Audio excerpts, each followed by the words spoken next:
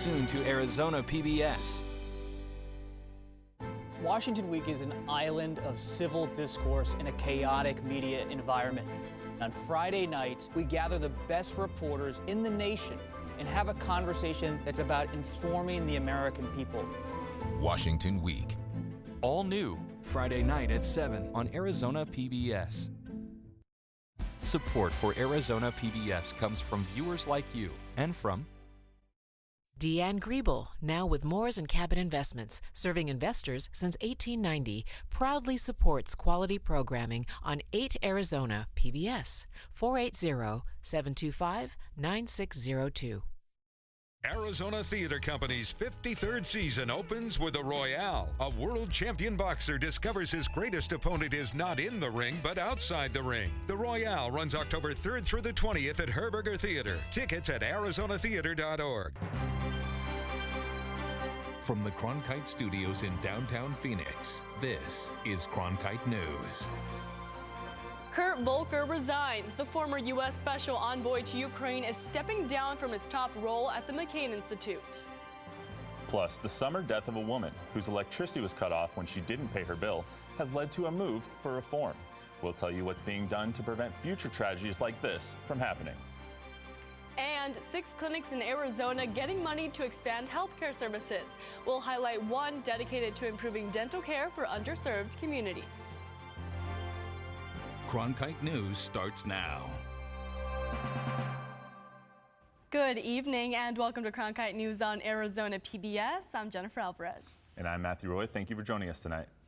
Our big story today, U.S. Special Envoy to Ukraine Kurt Volker is stepping down as Executive Director of ASU's McCain Institute. Volker has become a key player in House Democrats' impeachment inquiry into President Donald Trump following a hotly discussed phone call where Trump appears to have pressured the president of the Ukraine to investigate former Vice President Joe Biden and his son, Hunter.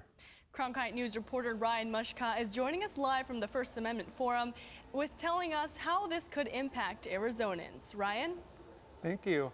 Well, Volker previously served as the U.S.'s envoy for Ukraine, which means that he was somewhat of a delegate between both Ukraine and the U.S.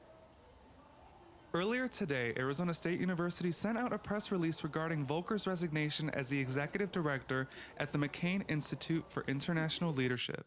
In a statement, ASU says, ASU is grateful for his service guiding this important university initiative. They continued by saying, Volker will be on paid administrative leave from his other university duties until further notice. His resignation raised some questions because Volker stepped down amid the impeachment inquiry into President Donald Trump. Patricio Smith, an active member of Arizona's Republican Party, explained why he believes Volker left the institute.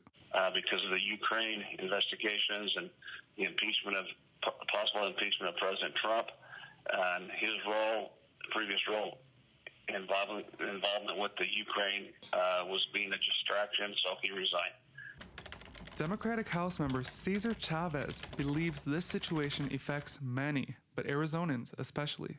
Well, I think it affects the entire country. We have a president who is using his power to his own advantage of political expediency, and of which I believe that in the state of Arizona, we have a lot to lose. Why? Because in Arizona, we have a high population of individuals who do not believe in the government. The McCain Institute for International Leadership was inspired by the leadership of Senator John McCain. Its mission is to promote security, economic opportunity, freedom, and human dignity around the world.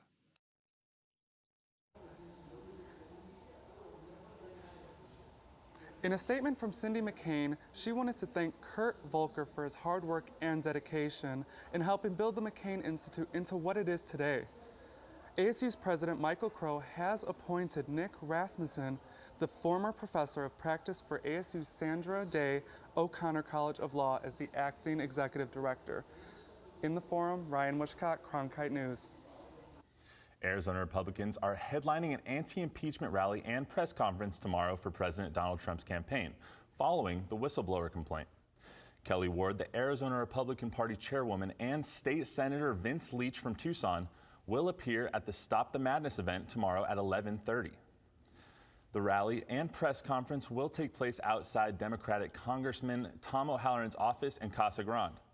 Organizers say they're pushing to, quote, get O'Halloran to drop the impeachment witch hunt and get back to work on issues Arizonans actually care about. Meanwhile, House Democrats have issued subpoenas to Defense Secretary Mark Esper and Acting White House Budget Director Russell Vought as part of the Trump impeachment inquiry, claiming the president withheld hundreds of millions of dollars in military assistance to Ukraine. That topic taking center stage on the campaign trail while Democratic presidential candidate Beto O'Rourke was here in Phoenix this past weekend. Cronkite News reporter Andrew Christensen attended the rally. Andrew?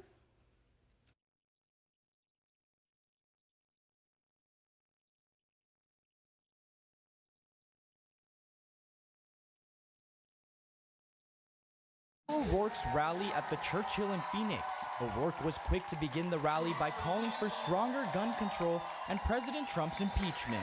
Every firearm is registered, every gun owner is licensed, and every AK-47 and AR-15 is bought back. Also in attendance were pro-gun control groups such as Moms Demand Action and March for Our Lives. Induja Kumar is the March for Our Lives co-communications director and says the organization isn't endorsing Beto, but is glad he is supportive of the movement and its initiatives. But NRA supporters in attendance did not agree with O'Rourke's proposals. A pro-gun protester questioned his policies on gun control and said he would not be taking away her guns. People die every day.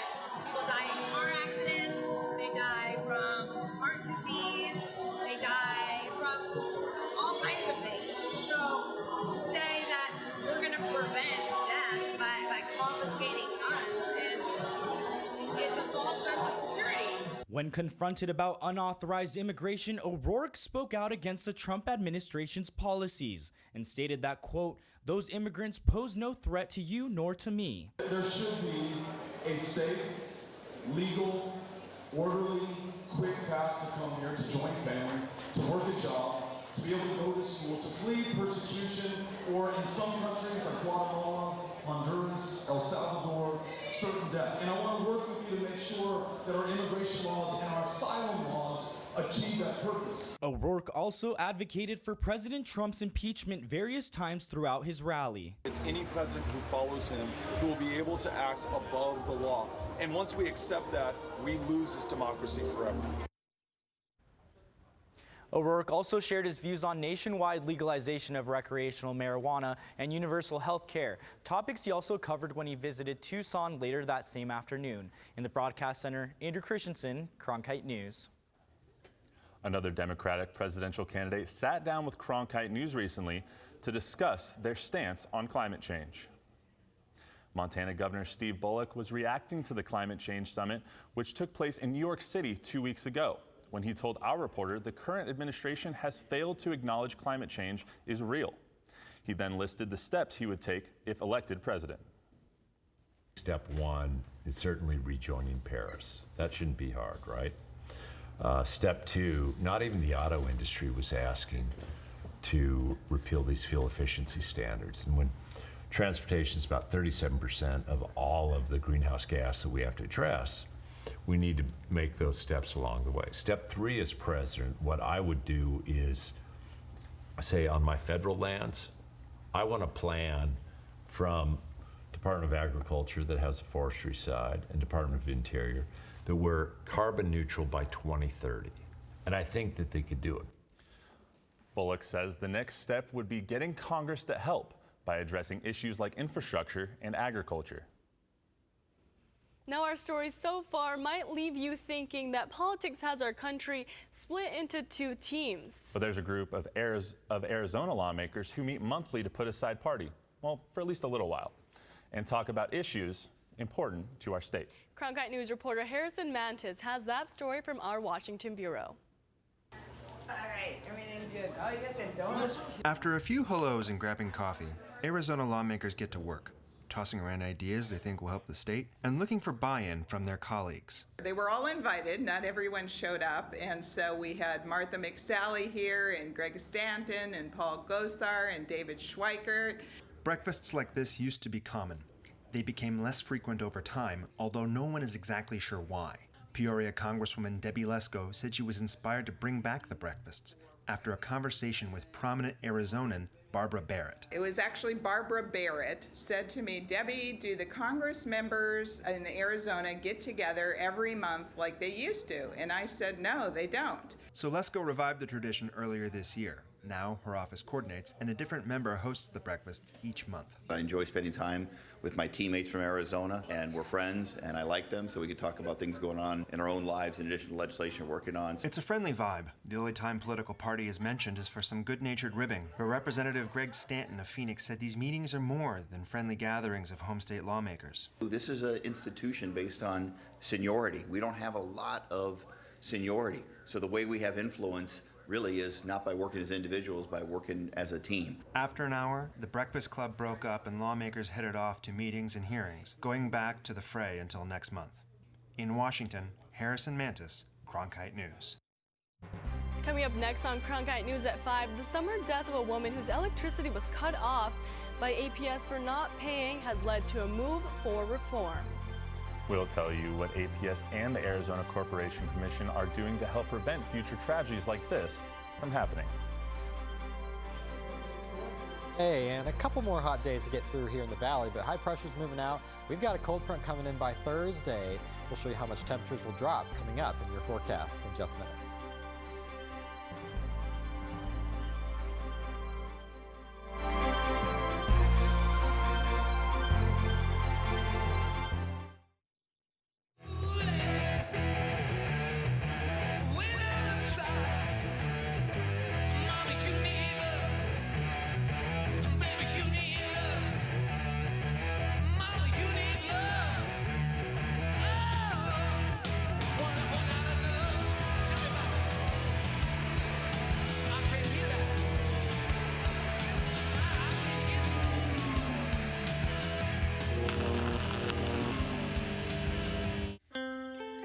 As journalists at Cronkite News, we report on stories that matter to you by focusing on the local impact. We dig deeper and work tirelessly to keep you informed. Live in Wickerburg. Live in Los Angeles. In Cleveland. In Washington. In Louisville. From Jerusalem. Live in Philadelphia. From around the world to right here in Phoenix. At Cronkite News, we report the facts and stick to the truth.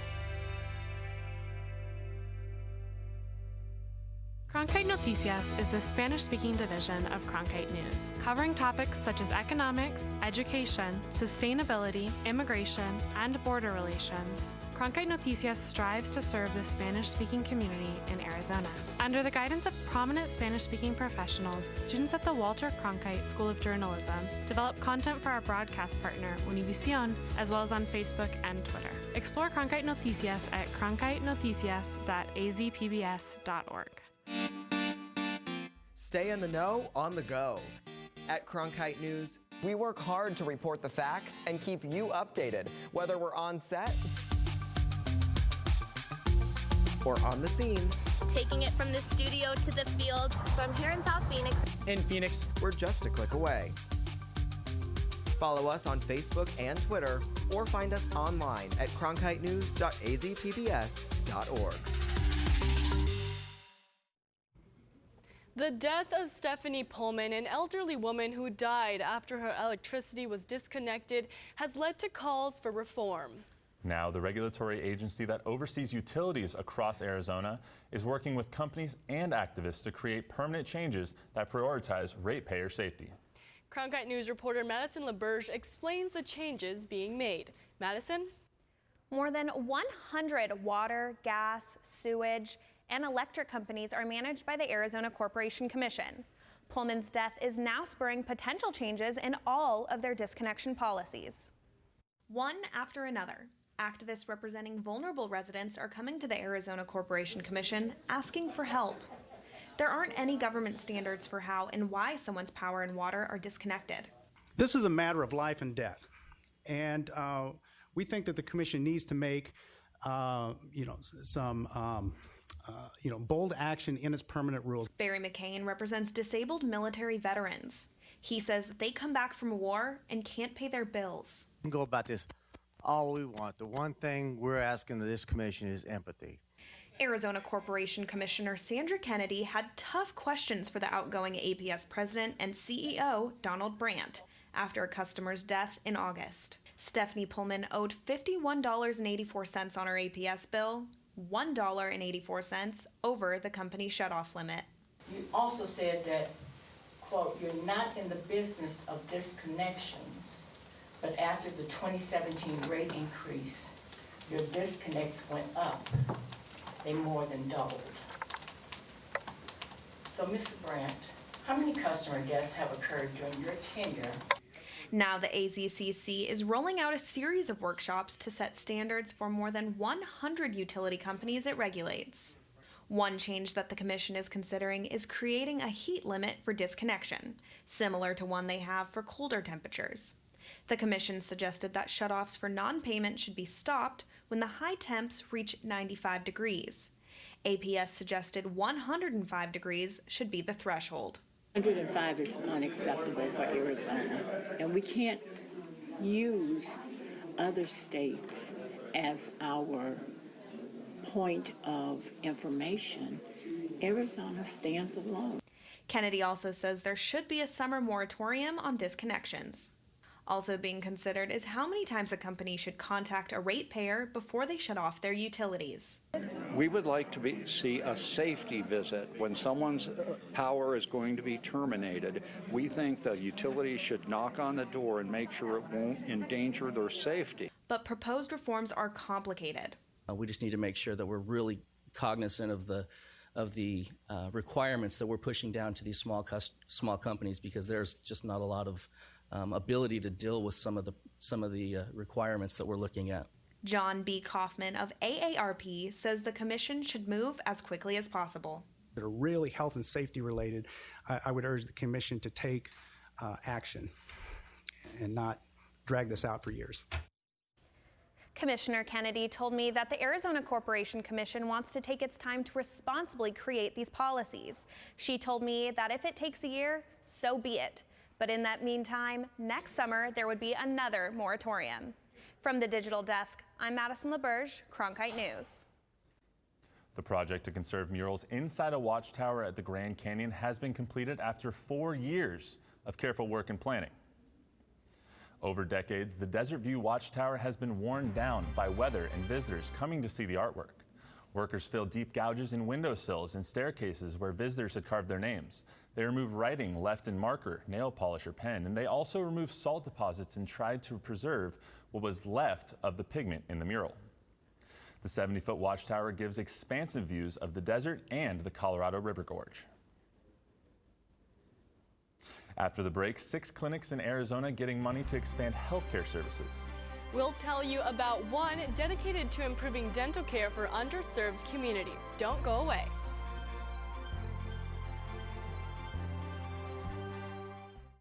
I'm Judy Woodruff, anchor and managing editor of the PBS NewsHour. The journalists of tomorrow face a fast-changing media landscape, but quality news remains vitally important to our communities, our country, and our world.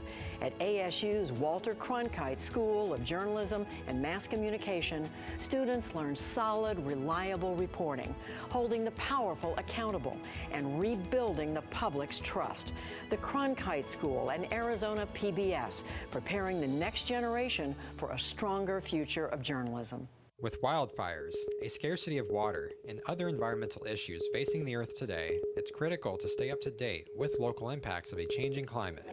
That's why we created Elemental, Covering Sustainability, a multimedia collaboration between public television and radio stations. From climate change to water conservation to renewable energy and much more, Elemental covers the latest in sustainability news. Find our stories on our website, elementalreports.com. Millions of people die every year from drinking dirty water. I would never have felt I had the ability to do something without ASU pushing me. We built filtration systems out of local materials with the people. To see those kids drink clean water for the first time, it's the most rewarding feeling that you can ever have. I went to ASU because I wanted to change the world. The thing I never would have expected is how the world would have changed me. Welcome to another edition of Cronkite Sports Now. I'm Taylor Rocha. Let's talk sports. For the latest on local sports and beyond, we've got you covered. Let's do this thing. We challenge reporters to go beyond, a game story. We want stories with depth. It's just a crucial step from the college experience into the professional experience while you're still in school. At Cronkite Sports Now, watch the journalists of tomorrow cover sports today. Clinics in Arizona receive thousands of dollars for their dental programs, with one clinic getting $300,000 to expand their services. Tyon Marshburn tells us how they will use the money to improve care for underserved communities. Maricela Cornejo brings her kids to the dental clinic at Mountain Park Health Center twice a year. At this age, they get lots of cavities because they don't brush their teeth or they eat too much candy. As a mother, I worry. The center is one of 6 clinics in Arizona to receive a grant from the U.S. Department of Health and Human Services. They will get a total of $300,000 to improve their dental program. This was a grant where the money is earmarked for replacing infrastructure and updating infrastructure, and that's exactly what our clinic needed. Liliana Garcia, the dental department chair for Mountain Park Health Center, says that the grant is vital to improve services to communities in need. I feel that because we work at a community health center, that people have a certain mindset about it, and that perhaps they think we're not going to be delivering the same quality of care with the same type of materials and equipment, and this really allows us to say, hey, no, it doesn't matter who we're treating, we're going to use the top-notch technology and equipment that we can. Not only will they be updating current equipment, but also extending the dental program to the Tempe and Goodyear location. According to a report released by Datos, last year only 38% of Hispanics visited a dentist in Phoenix, which leaves 62% without oral health care. According to Cornejo, the problem is the high cost of services in other clinics. Mostly the 2 older kids. They have a discount, then I pay about $25 or $30 per visit. Cornejo is happy with the care that they receive at Mountain Park Health Center and says that they would return again. In Phoenix, Tyon Marshburn, Cronkite News. And now we're here with our Cronkite News weather reporter, Jordan Evans, and he's going to tell us a little bit about those triple-digit scorching summer days that we've had. Yeah, Jenny, so now that we're into the month of October, our seasonal normals finally below 100 degrees again, but you know what? We could still get a random day of 100 degrees or so. In fact, our latest was late October, ever on record, so it's still possible, but I want to say we're done with them for the most part. Oh, good. So let's talk about the numbers that we've seen so far this year. And you remember in May how it just felt like, summer got a late start. The monsoon got a late start. And that's true, because when we look at the number of 100-degree days, it's actually a little bit below the normal of 110. We only got about 105 this year. When we talk about 105-degree days, then we started getting above normal. We saw nearly 10 more than what we saw, than what we should be seeing. Normally at about 65. Now for 110-degree days, this was interesting because we were roughly just 4 days shy of breaking the all-time record of 110-degree days here in Phoenix, right at 29:10 above the normal of 19. And what about now? Can we expect to be wearing sweaters anytime soon? So you know what? We got a cold front coming in Thursday. Sweater weather is coming back. Let's dive into your forecast right now. In fact, here's a live look outside at downtown Phoenix. This is near the State Route 51 up there towards Highland Avenue. We've got temperatures in the upper 90s, so yeah, we are still cooking out there.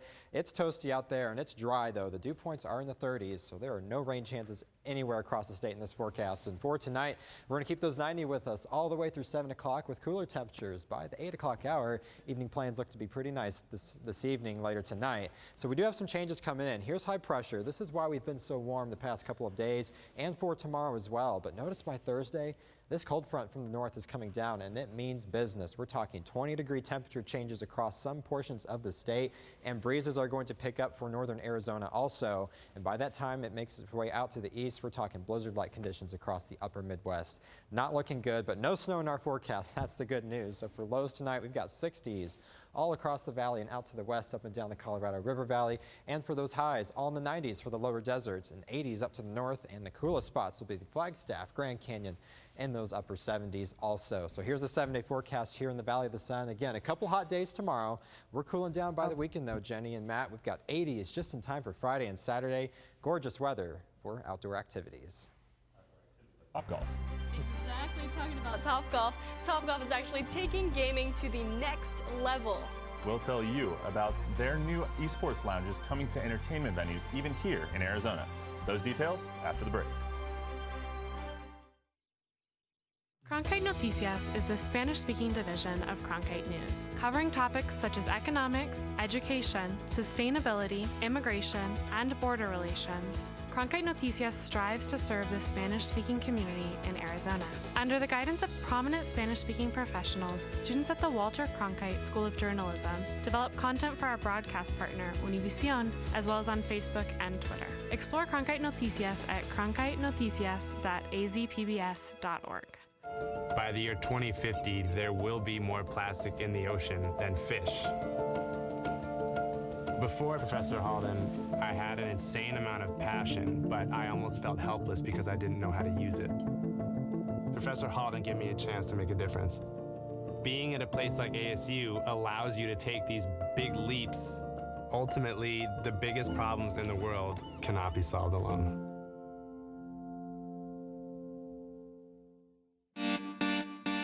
Stay in the know on the go. At Cronkite News, we work hard to report the facts and keep you updated, whether we're on set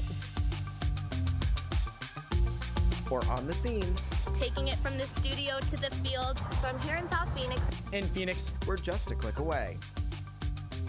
Follow us on Facebook and Twitter, or find us online at cronkitenews.azpbs.org. Top golf and television brand TCL have teamed up to create esports lounges at 6 Top Golf locations across the country, including right here in Scottsdale.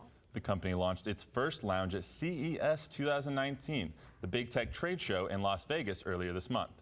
The idea is to give gamers a place to come together to watch esports entertainment in a lounge with wall-to-wall monitors, comfortable seating, and chef-driven food and beverages. Cronkite News is proud to be the news division of Arizona PBS. Here's what's coming up on Arizona Horizon and the PBS NewsHour. On the next Arizona Horizon, a special In Focus edition as we visit with Phoenix native Louis Nash, one of the most celebrated drummers in jazz. Louis Nash on the next Arizona Horizon. I'm Judy Woodruff. Tonight on the NewsHour, on the ground in Ukraine, we report from the country at the heart of the impeachment inquiry. Coming up after Cronkite News and Arizona Horizon on Arizona PBS. That's it for Cronkite News tonight. Thanks so much for joining us. And for top Arizona stories anytime, go to cronkitenews.azpbs.org.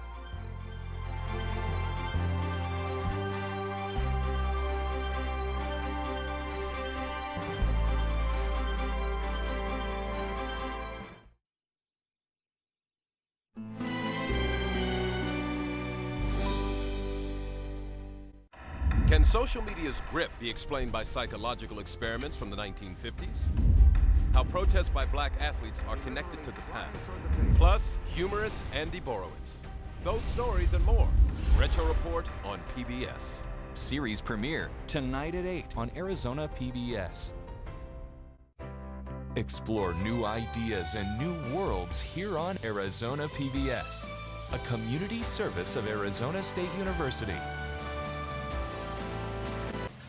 See this patio? There used to be a motorcycle sitting there, a bike I didn't use and didn't want. So I donated it to public television, and they